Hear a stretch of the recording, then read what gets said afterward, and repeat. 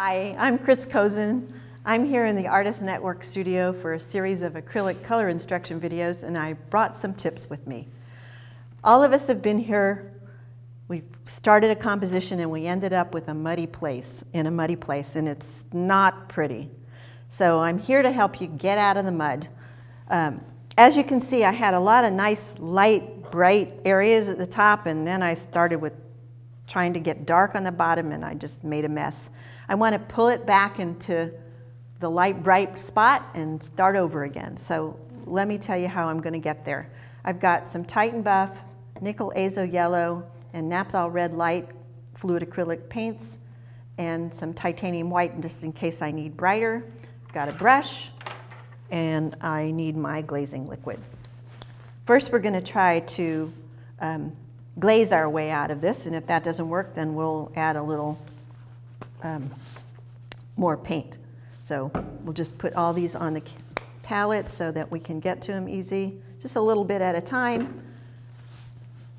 It's not necessary to put out more paint than you need. The reason I have the red and the yellow is because I need to try to get some of that orange back in here, and that's where I'm going to start. So I've got my glazing liquid in the middle, or over here on the outside. And I'm going to try to mix a little, ooh, pretty.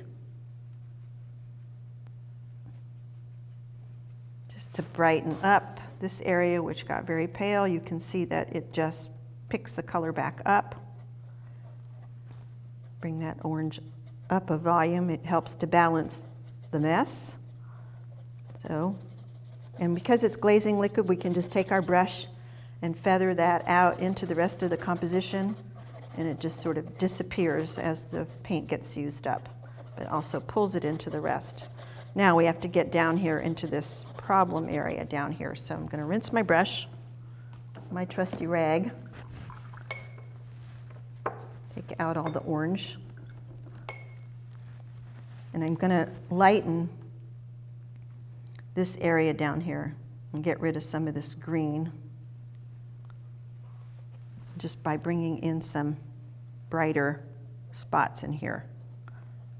I can always go back and add a green layer, but right now I'm using the white and the Nickel Azo Yellow just to create some brightness in here so that I can go back over with a darker color later and correct it. So if I go light over my mud, that means I can come back in with a glaze layer later and put any color I want. So the lightness here will sort of forgive all that mud. So I'm actually blocking the mud with a light opaque layer. If it starts getting dry like this, that's when the glazing liquid added to your brush a little bit will help move that around. I'm going around some dark areas and saving them, but you can see that.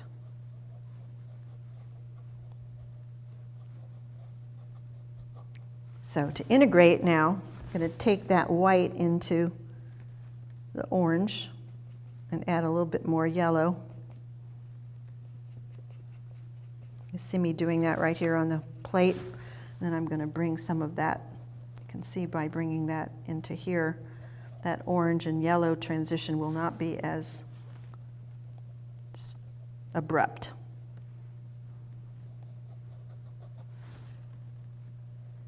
Add a little buff to soften it. You can see how I can push back that muddy area and get some bright back into the composition. Now, if I choose to leave some of these dark areas, I can go around them. And doesn't seem so bad anymore, those dark areas, once you brighten up what's around them.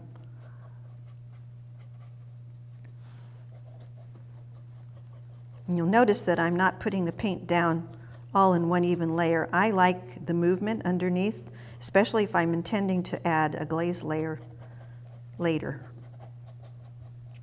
I'm going to leave that space right there.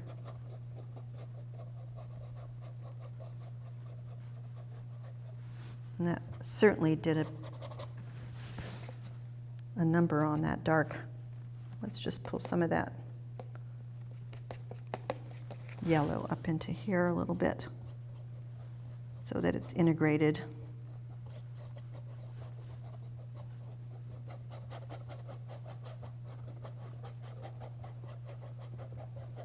And already it's looking a whole lot better.